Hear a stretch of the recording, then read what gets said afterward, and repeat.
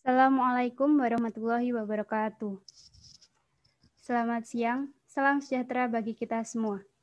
Yang terhormat, Dewan Juri serta teman-teman partisipan yang saya banggakan. Sebelumnya, saya Nurul Retna Intani sebagai moderator akan memperkenalkan Dewan Juri serta partisipan dalam debat kali ini. Yang pertama yaitu Retno Fitriartanti sebagai juri, yang kedua Kamila Nur Indah Sari sebagai pencatat waktu, serta masing-masing tim. Yang pertama tim afirmasi dengan anggota 1. Firdausi Azahra, 2. Evi Nur Safitri, 3. Siti Nur Hanifah, serta tim oposisi yang beranggotakan 1. Rizka Restu Agustina, 2. Rustanti, 3. Siti Hadiati Nur Melinda.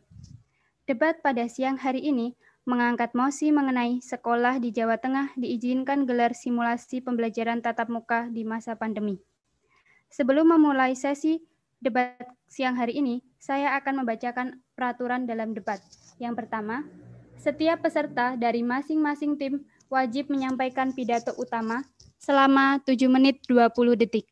Yang kedua, di akhir sesi nanti, setiap masing-masing tim wajib menyampaikan pidato simpulan selama 4 menit 20 detik.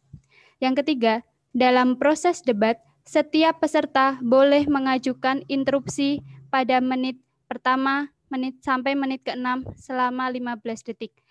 Dan bagi yang diberi interupsi, boleh untuk menolak maupun menerima interupsi tersebut. Untuk mengefektifkan waktu, mari kita mulai debat pada siang hari ini. Debat kali ini dimulai dari pembicara 1 tim afirmasi untuk memaparkan pidato utamanya. Kepada Firdausi Azahra kami persilahkan. Waktu yang diberikan 7 menit 20 detik dimulai dari sekarang. Assalamualaikum warahmatullahi wabarakatuh. Perkenalkan kami dari tim afirmatif. Saya Firdausi Azahra selaku pembicara 1 dengan tugas menyampaikan latar belakang, tujuan, definisi, argumentasi, dan kesimpulan. Selanjutnya, Evi Nur Safitri sebagai pembicara 2 dengan tugas memberi respon dan sanggahan dan memberikan argumentasi. Dan Siti Nur Hanifah sebagai pembicara ketiga dengan tugas memberikan respon dan sanggahan dan memperkuat argumen tim. Di sini saya setuju dengan sekolah di Jawa Tengah diizinkan gelar simulasi pembelajaran tatap muka di masa pandemi. Karena simulasi ini untuk persiapan jika nantinya anak-anak sudah mulai pembelajaran tatap muka. Karena efek daripada melakukan pembelajaran jarak jauh secara berkepanjangan, itu bagi siswa adalah efek yang sangat negatif dan permanen. Ada beberapa dampak seperti ancaman putus sekolah, ada berbagai macam anak yang akhirnya terpaksa bekerja, dan karena memang kondisi sekolah, pembelajaran jarak jauh tidak optimal dengan koneksi internet, akhirnya mereka putus sekolah. Dan juga beberapa persepsi orang tua berubah mengenai peran sekolah dalam proses pembelajaran yang tidak optimal, sehingga ancaman putus sekolah ini sesuatu yang real dan bisa berdampak seumur hidup bagi anak-anak kita. Pembelajaran jarak jauh tidak optimal pada pencapaian pelajar dan kesenjangan kualitas antara yang punya akses teknologi dan tidak itu semakin besar. Keterbatasan gawai dan kuota internet sebagai fasilitas penunjang belajar daring juga masih banyak kesenjangan. Tanpa sekolah, anak berpotensi menjadi korban kekerasan rumah tangga yang tidak terdeteksi oleh guru. Anak beresiko kehilangan pembelajaran atau learning loss. Kegiatan belajar tatap muka di kelas menghasilkan pencapaian akademik lebih baik ketimbang pembelajaran jarak jauh. Yang terakhir, anak kurang bersosialisasi karena pembelajaran dari rumah ini mengharuskan anak untuk tidak keluar dari rumah, sehingga anak biasanya tidak berpergian dan cenderung tidak bersosialisasi kepada masyarakat sekitar. Sekian dari saya, terima kasih.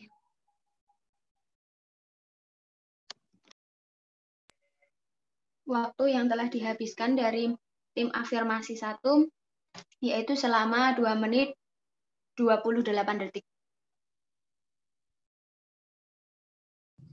Baik, terima kasih kepada tim pemerintah 1 Firdausi Azahra yang telah memaparkan pidato utamanya. Kemudian kami persilahkan kepada pembicara satu tim oposisi, Rizka Restu Agustina, untuk memaparkan pidato utamanya. Waktu dan tempat kami persilahkan. Baik, waktu yang diberikan kepada tim oposisi pembicara 1 yaitu 7 menit 20 detik dimulai dari sekarang. Terima kasih kepada moderator atas kesempatan yang telah diberikan, Dewan Juri yang terhormat, tim lawan, dan hadirin yang kami hormati. Assalamualaikum warahmatullahi wabarakatuh. Selamat pagi dan selamat siang dan salam sejahtera bagi kita semua. Dewan Juri dan hadirin sekalian, sebelum kita memperdebatkan mosi kita pada siang hari ini, izinkanlah kami dari tim oposisi untuk memperkenalkan diri. Saya sendiri, Rizka Restu Agustina, sebagai pembicara pertama. Tugas saya ialah menjelaskan dan mengutarakan dasar argumentasi tim kami. Di sebelah saya ada Sri Rustanti sebagai pembicara kedua. Tugasnya adalah menanggapi argumentasi tim lawan, menguatkan argumentasi tim kami dengan contoh dan fakta-fakta berdasarkan konstruksi berpikir tim kami. Selanjutnya, yang paling ujung ada Siti Hardiati Nurmelinda sebagai pembicara ketiga, akan menanggapi kembali pernyataan dari tim afirmasi. Kemudian menguatkan argumentasi tim kami, menegaskan argumentasi yang telah disampaikan pembicara pertama maupun pembicara kedua. Hadirin sekalian, mosi yang diperdebatkan pada pagi hari ini adalah sekolah di Jawa Tengah diizinkan gelar simulasi pembelajaran tatap muka di masa pandemi. Saya tidak setuju dengan mosi tersebut dan Saudari Firdausi Azahra katakan, karena dengan diizinkannya simulasi pembelajaran tatap muka di masa darurat seperti ini, sangat berisiko bagi kesehatan anak-anak tersebut.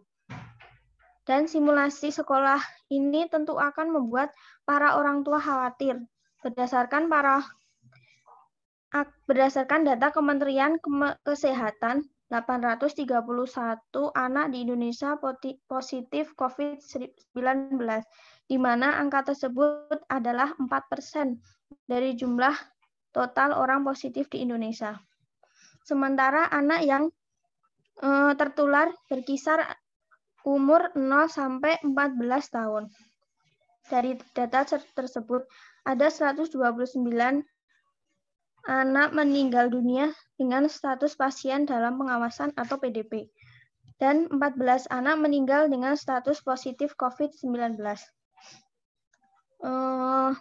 Tanggapan dari Seto Mulyadi atau akrab disapa Kak Seto mengatakan bahwa mengedepankan masalah pendidikan memang baik, tetapi saat ini yang lebih penting adalah kesehatan anak-anak dan keselamatan hidup anak-anak. Sebab selama pandemi seperti ini, angka terkena virus corona belum turun. Penjagaan yang sangat ketat terhadap anak perlu dilakukan. Selanjutnya, solusinya adalah saat ini yang terpenting adalah bagaimana memandu orang tua untuk mengajar anak di rumah. Karena faktor psikologis bisa menurunkan imun anak itu sendiri.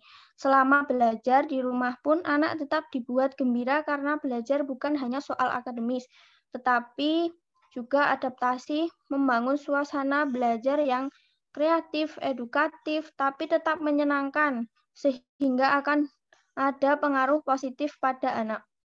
Misalnya pembelajaran jarak jauh agar anak tidak mudah bosan, yaitu guru membuat video pembelajaran atau dengan media bergambar lainnya agar anak termotivasi untuk belajar dan tidak harus belajar tatap muka di saat pandemi seperti ini. Jika anak mulai stres, harus diberikan solusi agar mereka tidak bosan. Dengan cara meyakinkan kepada mereka bahwa saat ini sedang dalam kondisi darurat. Memang harus tetap mengejar target kurikulum sekolah, tetapi yang dibutuhkan saat ini adalah bagaimana menciptakan suasana yang kreatif. Misalnya anak diajarkan menciptakan puisi, suasana penuh keceriaan, dan jaga selalu psikologis anak. Jadi, saya menegaskan, saya tidak setuju dengan mosi tersebut. Masih banyak hal yang perlu dipertimbangkan bahwa orang tua sangat khawatir jika terburu-buru sekolah tatap muka, anak sangat rentan untuk tertular virus corona ini. Terima kasih.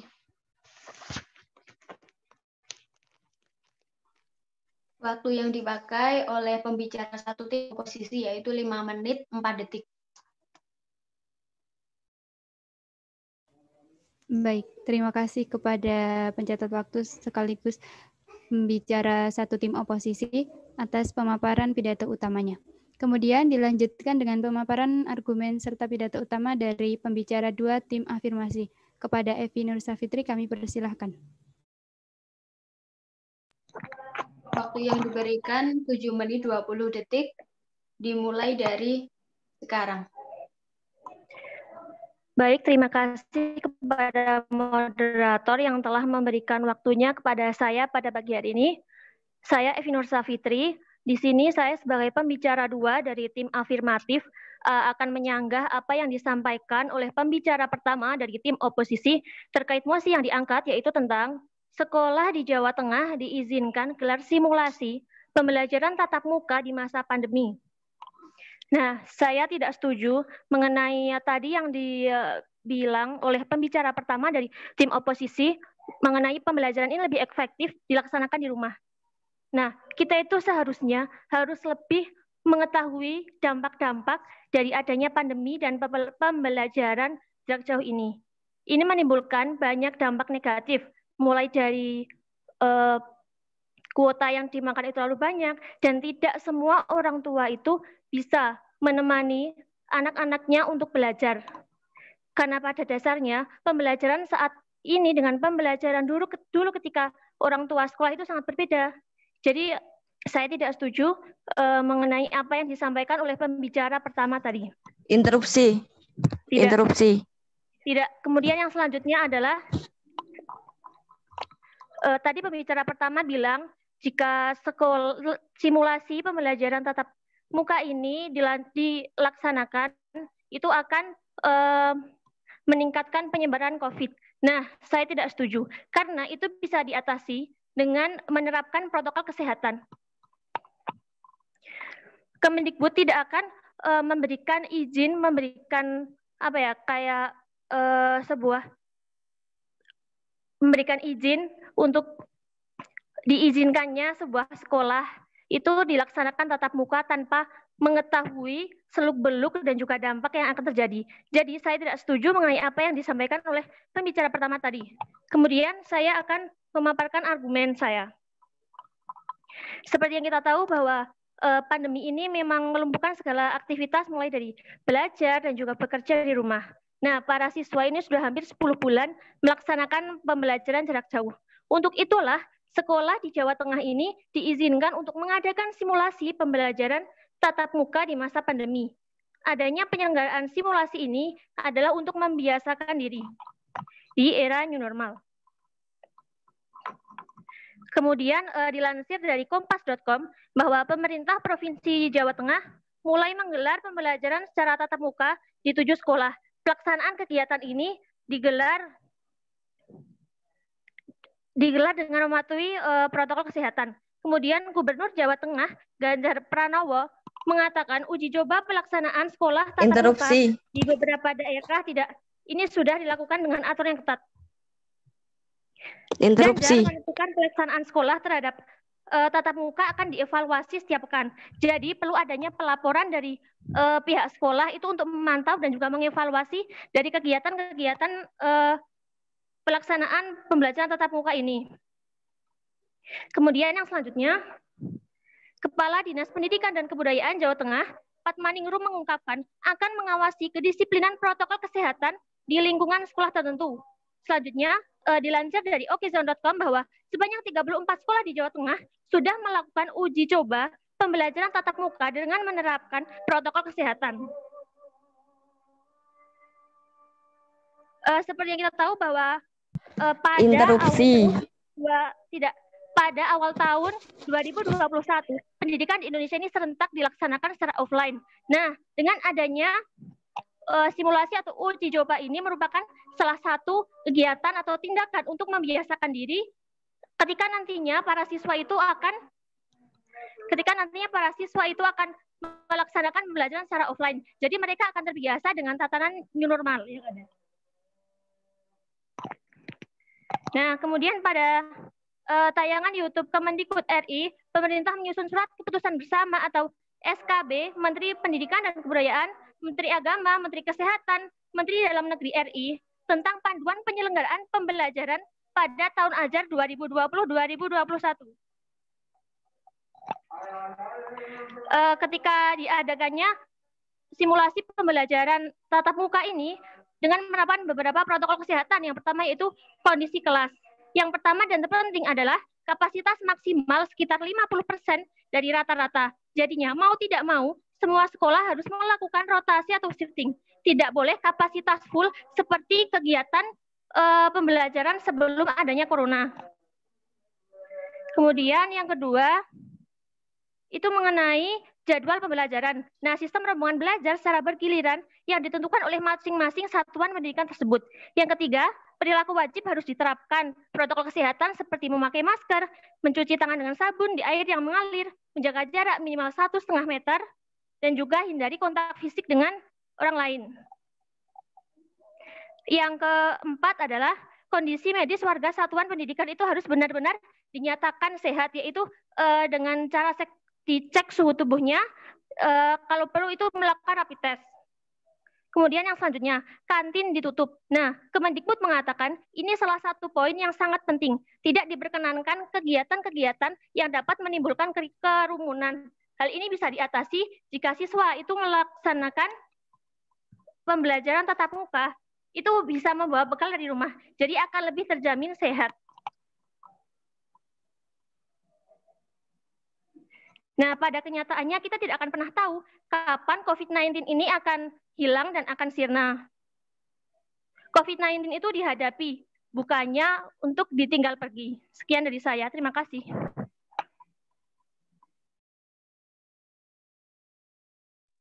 Waktu yang dipakai oleh tim afirmatif pembicara 2 yaitu 6 menit 20 detik. Baik. Terima kasih kepada pencatat waktu serta pembicara 2 tim afirmasi yang telah memaparkan argumen serta pidato utamanya. Kemudian dilanjutkan oleh pemaparan pidato utama serta argumen balasan dari tim oposisi pembicara 2, Sri Rustanti. Kepada Sri Rustanti kami persilahkan. Terima kasih moderator atas waktu yang telah diberikan. Yang pertama saya akan menanggapi dari sanggahan pembicara 2 tim afirmasi. Yang pertama adalah memandu orang tua untuk membangun pembelajaran jarak jauh anak. Di sini dijelaskan bahwasanya memandu orang tua itu dapat meningkatkan pendidikan anak. Tapi pada dasarnya tidak semua orang tua itu memiliki pendidikan yang tinggi ataupun pendidikan yang mumpuni untuk membimbing anak. Yang kedua yaitu dampak-dampak negatif pandemi. Yang pertama yaitu kuota banyak diserap di kegiatan online ini. Nah, di sini sendiri kuota itu sudah mendapatkan subsidi dari pemerintah dan dapat diakomodasikan untuk kepentingan pembelajaran. Jadi tidak ada kendala dalam urusan kuota. Kemudian saya akan menyampaikan argumen yang telah saya susun. Yang pertama, walaupun memang sudah terdapat surat izin untuk pengadaan simulasi tatap muka, akan tetapi banyak faktor yang harus kita perhitungkan. Yang pertama adalah kesiapan sarana dan prasarana yang akan mempengaruhi sukses atau tidaknya pembelajaran tatap muka ini. Yang pertama kita lihat dari sarana sanitasi dan kebersihan seperti toilet bersih, sarana cuci tangan, pakai sabun dengan air atau hand sanitizer, dan juga disinfektan. Di sini akan memakan sangat banyak biaya dari pemerintah untuk menyelenggarakan pendidikan ini. Kemudian hal ini tentunya memakan banyak biaya yang tidak pada nantinya tidak menjamin akan terjadi kesuksesan di sini. Kemudian kenapa kita tidak mencoba untuk mengalihkan penggunaan biaya itu untuk melerai atau mengurangi pengeluaran biaya yang pada akhirnya dapat pula dijadikan untuk pencegahan COVID ini. Sehingga ketika kita meminimalisir untuk tidak mengikuti kegiatan yang berkerumun, ini akan dapat membantu untuk memutus mata rantai penyebaran COVID ini. Kemudian yang kedua, faktor yang kedua yang kita perlu diperhatikan adalah keresahan orang tua. Orang tua tentunya tidak akan seleluasa pada dahulu sebelum adanya COVID ini untuk melepaskan anak dalam mengikuti pembelajaran di sekolah. Orang tua pasti akan merasa cemas, akan merasa khawatir, karena pada dasarnya kondisi akan COVID ini belum juga mereda. Pada hari ini saja sudah terdapat 581.550 yang terkonfirmasi positif akan virus ini. Selain itu, hal yang perlu ditimbangkan kembali, di Jawa Tengah sendiri menjadi klaster baru penularan COVID-19 seperti di Ponpes Kebumen dan Banyumas. Pondok pesantren di Kebumen dan Banyumas diketahui menjadi klaster baru penularan COVID-19 di Jawa Tengah. Gubernur Jawa Tengah Bapak Ganjar Pranowo langsung memerintahkan Dinas Kesehatan Provinsi Jateng melakukan tindakan pengamanan. Selanjutnya Ganjar meminta agar pengelola Ponpes untuk menutup sementara kegiatan belajar mengajar di pondok. Sebab jika dilanjutkan akan sangat menumbuhkan resiko yang pada dasarnya akan membahayakan. Selain dari Ponpes di Kebumen dan Banyumas, ada SMK di Semarang di mana beberapa siswa positif COVID-19 saat menggelar pembelajaran tatap muka. Beberapa siswa dinyatakan positif setelah pemeriksaan dari hasil swab polymerase chain reaction atau PCR. Karena dasarnya COVID-19 ini adalah virus yang sangat membahayakan, di mana penularan virus ini tidak dapat dilihat langsung oleh mata, sehingga kita tidak tahu siapa saja yang terinfeksi atau siapa saja yang terkena. Jadi sangat besar kemungkinannya untuk menularkan pada saat pembelajaran tatap muka. Oleh karena itu, saya tidak setuju jika sekolah di Jawa Tengah diizinkan gelar simulasi pembelajaran tatap muka di masa pandemi ini, karena kerumunan akan mengakibatkan penularan. Selain itu, meninjau juga dari asal siswa yang tidak melulu dari satu wilayah saja, dan dapat dari beberapa wilayah yang kita tidak tahu itu wilayahnya merupakan zona merah atau zona kuning, dan tidak tahu siapa saja yang terinfeksi. Solusi dari kondisi ini yang pertama, saya sangat setuju dengan pembicara pertama dari tim oposisi, yaitu dengan beberapa penerapan pembelajaran yang menarik di beberapa materi seperti mengajarkan anak puisi atau mengajarkan beberapa hal yang menyenangkan dari pembelajaran. Sekian dan terima kasih.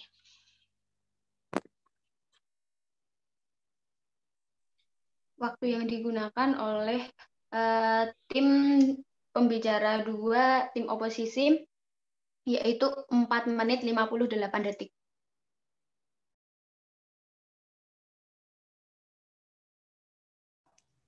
Baik, terima kasih kepada pembicara 2 tim oposisi yang telah memaparkan pidato utamanya.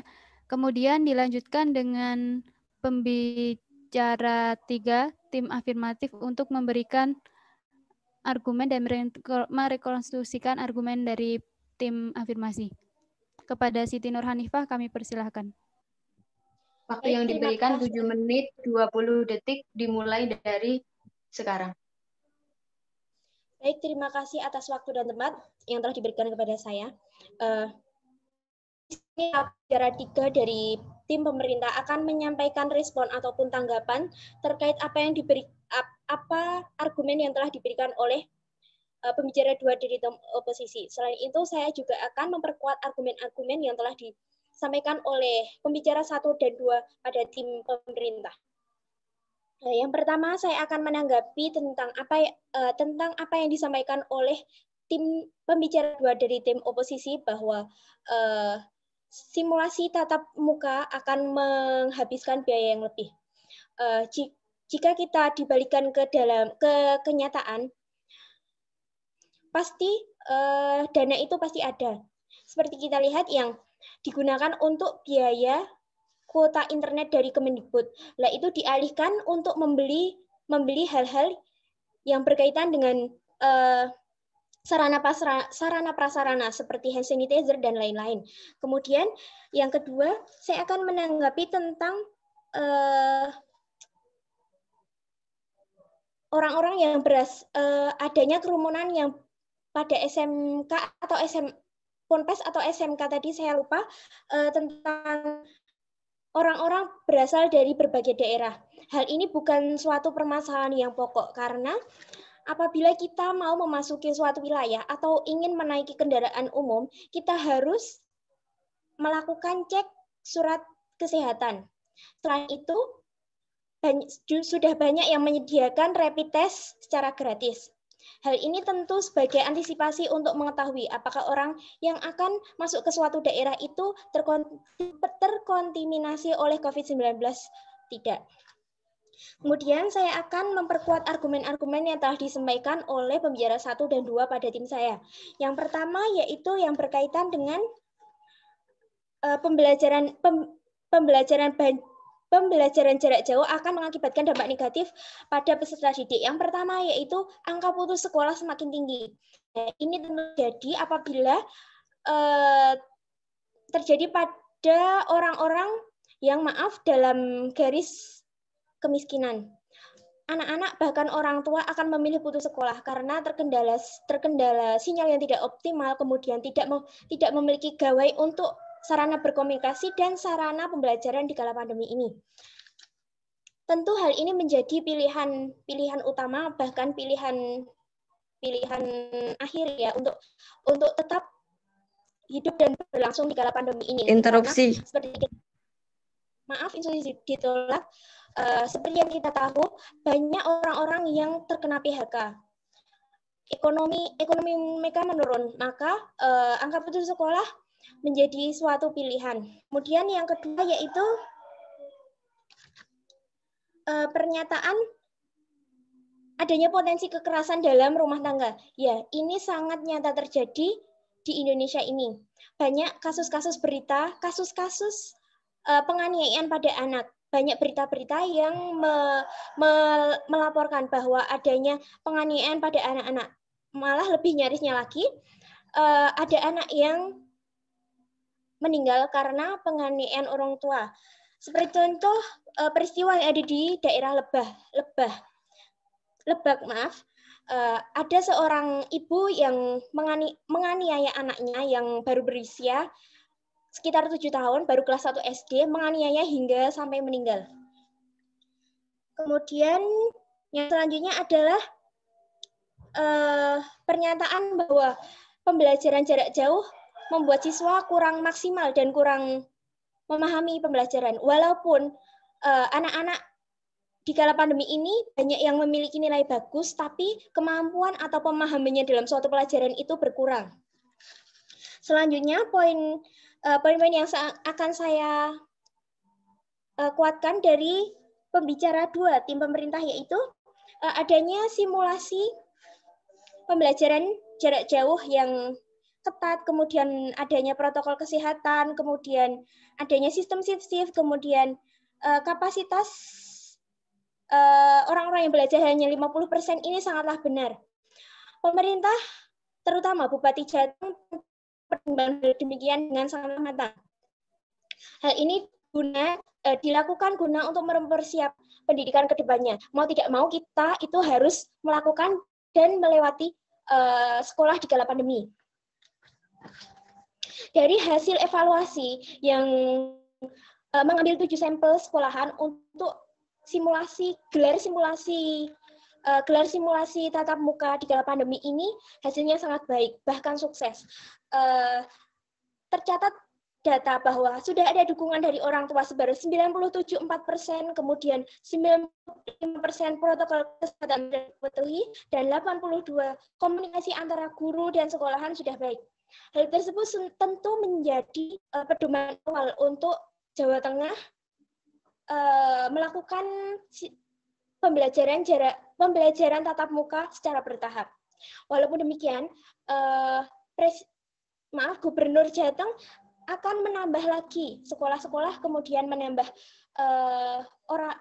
siswa-siswa yang akan ikut dalam simulasi, namun tetap mematuhi protokol dan memperhatikan zona pada daerah tersebut. Hal tersebut tentu menjadi angin segar bagi dunia pendidikan. Tidak hanya peserta didik, namun juga pendidik kemudian orang tua. Protokol kesehatan harus dipatuhi dalam simulasi tatap muka agar kita terhindar dari pandemi. Dengan mempertimbangkan dampak yang terjadi pada pembelajaran jarak jauh ini, saya dapat menyimpulkan bahwa pembelajaran tatap muka harus dilakukan karena mengingat banyak dampak-dampak yang terjadi. Kemudian hasil evaluasi yang dilakukan oleh gubernur ini sangatlah baik. Sekian dari saya menegaskan bahwa saya sangat setuju bahwa tatap muka di Jawa Tengah harus dilaksanakan. Sekian.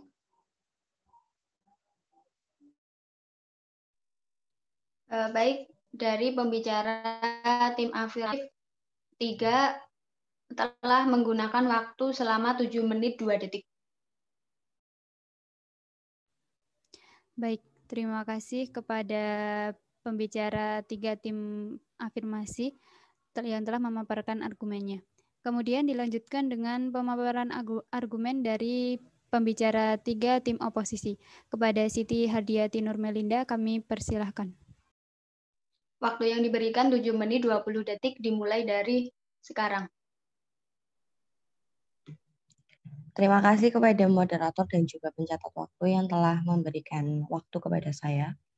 Assalamualaikum warahmatullahi wabarakatuh. Selamat pagi, salam sejahtera untuk kita semua. Perkenalkan, nama saya Siti Hardiati Nurmelinda sebagai pembicara 3 tim oposisi. Di siang hari yang cerah ini, izinkan saya untuk menyampaikan argumen mengenai mosi sekolah di Jawa Tengah diizinkan gelar simulasi pembelajaran tatap muka di masa pandemi. Saya akan menanggapi pembicara 3 tim afirmasi, di mana banyak aspek yang menurut saya kurang. Di situ seperti adanya kekerasan terhadap anak oleh orang tua yang dilakukan akibat pembelajaran online. Di situ tim pembicara 3 tim afirmasi tidak menyampaikan alasan yang tepat. Pasti banyak faktor di mana orang tua itu melakukan kekerasan kepada anaknya. Alasannya tidak hanya karena pembelajaran online. Tentu banyak faktor mengapa orang tua tersebut bisa menganiaya anak tersebut. Pembicara 3 tidak menyebutkan alasan yang tepat. Lalu,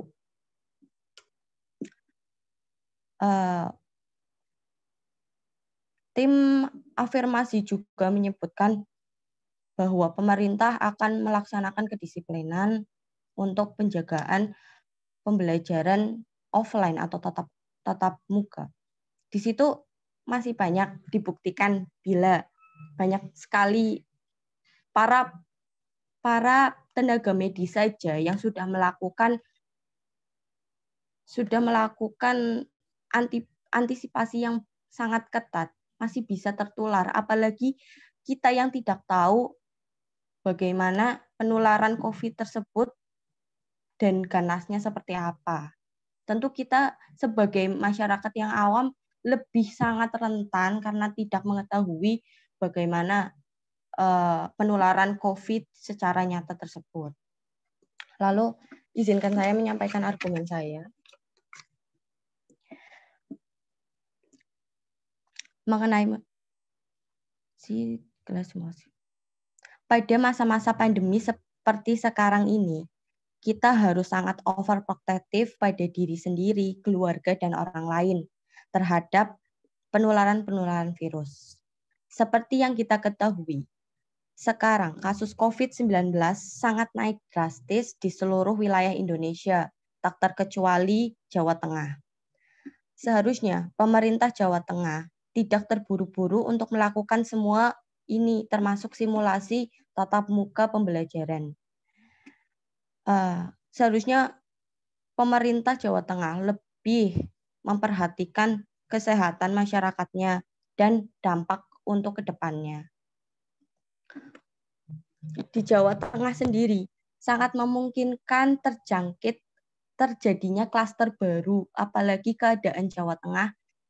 Kabar terbaru Jawa Tengah yaitu Jawa Tengah merupakan provinsi sebagai provinsi peningkatan atau penularan COVID-19 tertinggi saat ini di Indonesia dibandingkan provinsi lain, termasuk mengalahkan provinsi Jakarta.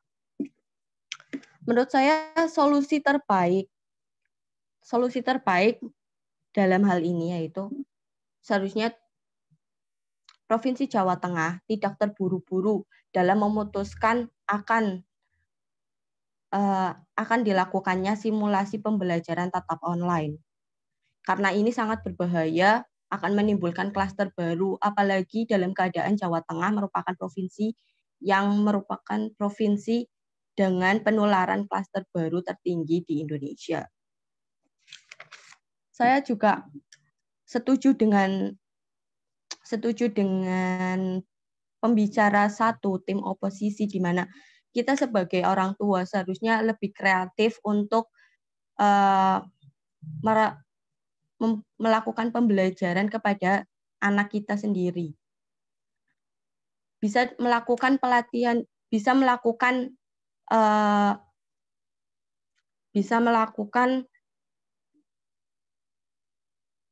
konfirmasi atau melakukan musyawarah kepada guru apa saja materi yang bisa diajarkan kepada anak kita.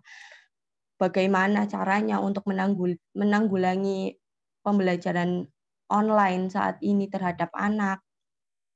Lalu saya juga kurang setuju dengan pernyataan pembicara pertama, tim afirmasi, di mana keadaan orang tua berbeda dengan keadaan kita sekarang. Tentu banyak sekali orang tua yang sekarang sudah kreatif dan lebih mengerti anaknya harus bagaimana seperti itu. Lalu saya setuju dengan pembicara dua tim oposisi di mana jika kita melakukan pembelajaran tatap muka, maka banyak sekali biaya yang akan dikeluarkan untuk membeli hal-hal yang dilakukan untuk meminimalisir pencegahan COVID-19 seperti hand sanitizer, masker, dan lain-lain. Hal tersebut bisa difokuskan untuk pencegahan COVID di Indonesia, tidak hanya untuk pembelajaran saja. Saya menegaskan sekali lagi jika tim oposisi tidak setuju dengan simulasi yang akan dilakukan oleh Provinsi Jawa Tengah, di mana alasannya sangat banyak sekali, di mana Jawa Tengah merupakan provinsi yang berada dengan klaster tertinggi di Indonesia dan lain-lain.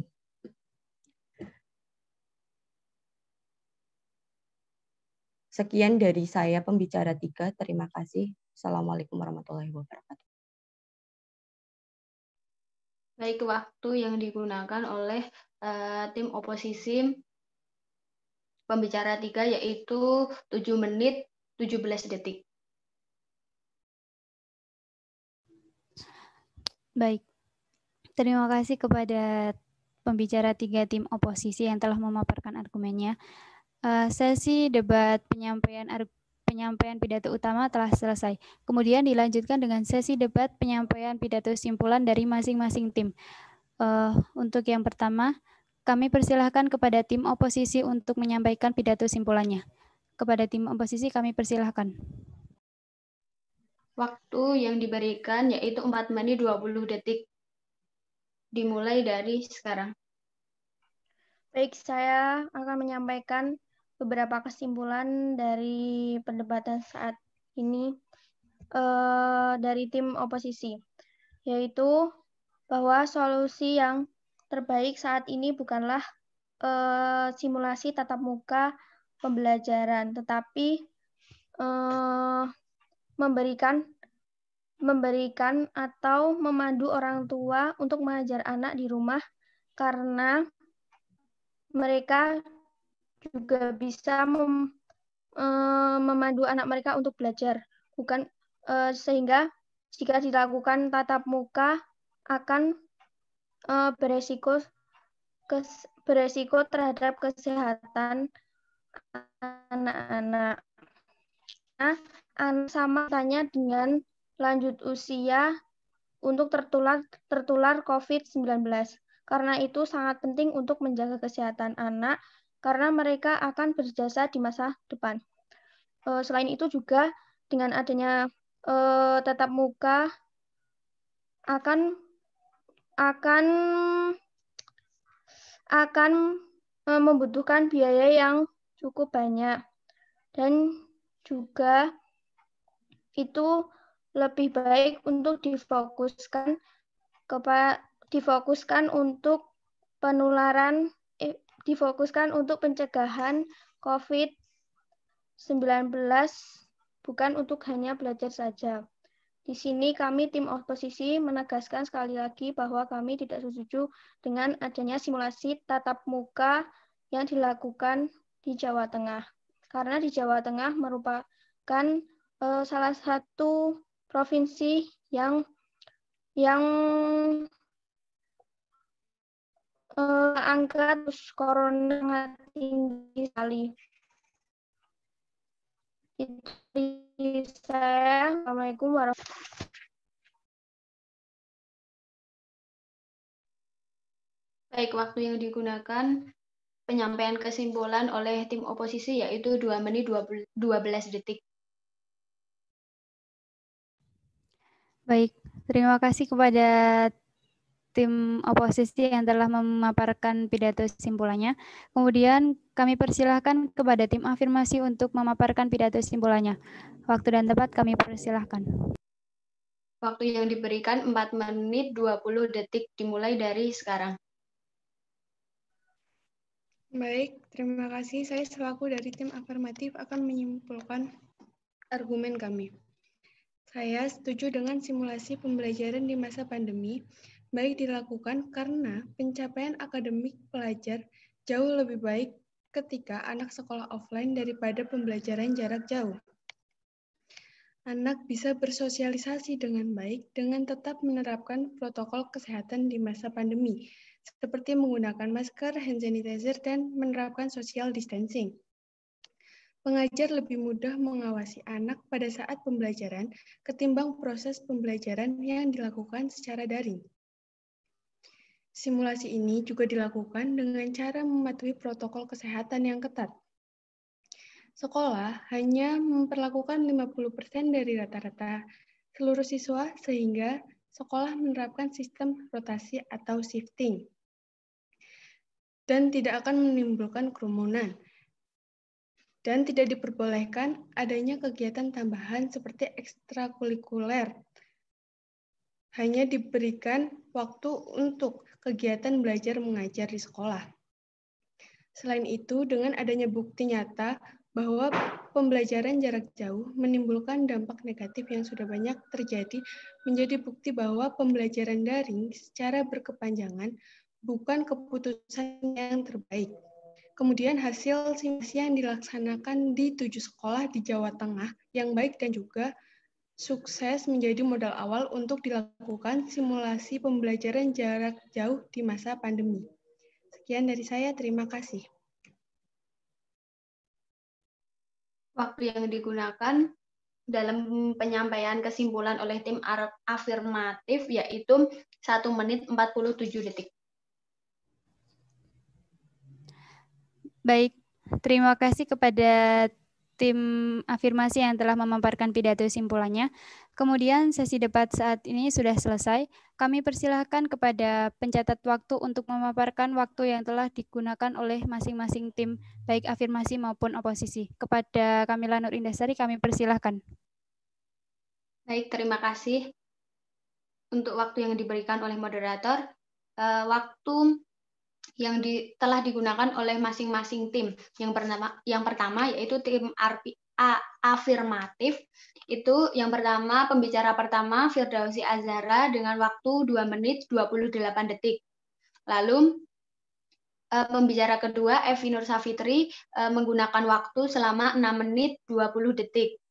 Yang ketiga yaitu pembicara 3 Siti Nur Hanifah telah menggunakan waktu 7 menit 2 detik. Lalu kesimpulan yang telah dipaparkan itu memakan waktu selama 1 menit 47 detik. Lalu pada tim oposisi, pembicara pertama Rizka Restu Agustina itu menggunakan waktu selama 5 menit 4 detik. Pembicara kedua tim oposisi yaitu Sri Rustanti menggunakan waktu selama 4 menit 58 detik. Pembicara ketiga Siti Hardianti Nur Melinda itu menggunakan waktu selama 7 menit 17 detik. Dan kesimpulan yang dipaparkan itu selama 2 menit 12 detik. Sekian. Baik, terima kasih kepada pencatat waktu yang telah memaparkan waktu yang telah digunakan oleh masing-masing tim. Kemudian selanjutnya saya persilahkan kepada Dewan Juri untuk memberikan penilaian terhadap debat kali ini. Kepada Retno Fitri Artanti kami persilahkan untuk memaparkan penilaian dalam debat kali ini. Baik, terima kasih kepada moderator atas waktunya yang diberikan. Di sini pada debat kali ini, pembicara 1 dalam tim afirmatif mendapat nilai 73, pembicara 2 dalam tim afirmatif mendapat nilai 75, dan pembicara 3 dalam tim afirmatif mendapat nilai 76. Dan jumlah dari keseluruhan nilai dari tim afirmatif yaitu 224. Dan dalam tim oposisi, pembicara 1 mendapat nilai 76 dan pembicara 2 mendapat nilai 75 dan pembicara 3 mendapat nilai 76. Dan jumlah dari tim oposisi yaitu mendapat nilai 227. Dari debat dapat disimpulkan bahwa dari debat yang dilakukan dimenangkan oleh tim oposisi dengan skor sebanyak 227. Tim afirmatif mendapat skor sebanyak 224 dan debat yang dilakukan sudah berjalan cukup baik. Pembicara 1 dari masing-masing tim sudah memberikan batasan-batasan dan deskripsi mosi yang sangat baik dan jelas serta dapat diterima. Manajemen waktu pada debat kali ini sudah dimanfaatkan dengan baik dari tim afirmasi maupun tim oposisi. Dari kedua tim juga sudah ada solusi-solusi yang baik yang dapat memperkuat masing-masing tim. Terima kasih.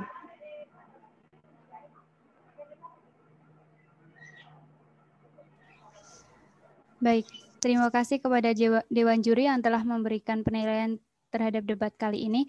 Selamat kepada tim oposisi yang telah memenangkan debat kali ini. Sebelum saya menutup debat kali ini, izinkan saya memberikan kesimpulan dari debat yang dilaksanakan siang hari ini. Yang pertama, di masa pandemi seperti ini, tentu kita tahu bahwa apapun hal yang kita lakukan itu memiliki dampak yang baik maupun dampak yang buruk. Ketika kita di masa pandemi seperti ini melaksanakan pembelajaran online secara terus-menerus, tentu hal itu memberikan dampak yang buruk bagi siswa, orang tua maupun guru itu sendiri. Namun ketika kita juga melaksanakan pembelajaran tatap muka di masa pandemi seperti ini, kita juga terdapat dampak buruk yang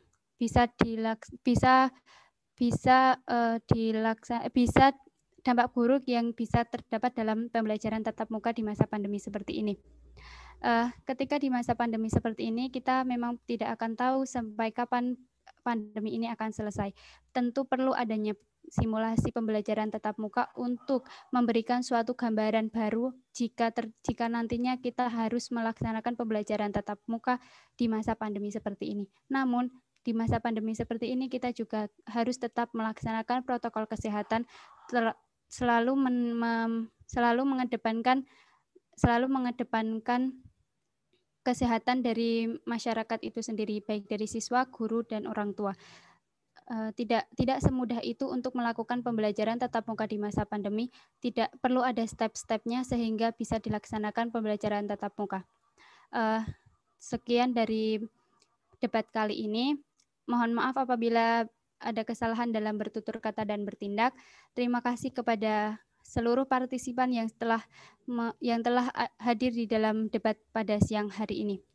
Sebelum saya tutup, tetap semangat di masa pandemi, jangan berputus asa, terus berdoa supaya pandemi ini segera cepat pulih sehingga pembelajaran dapat dilakukan seperti dahulu kala. Terima kasih atas semua perhatiannya. Saya tutup. Wassalamualaikum warahmatullahi wabarakatuh. Waalaikumsalam warahmatullahi wabarakatuh. Waalaikumsalam warahmatullahi wabarakatuh.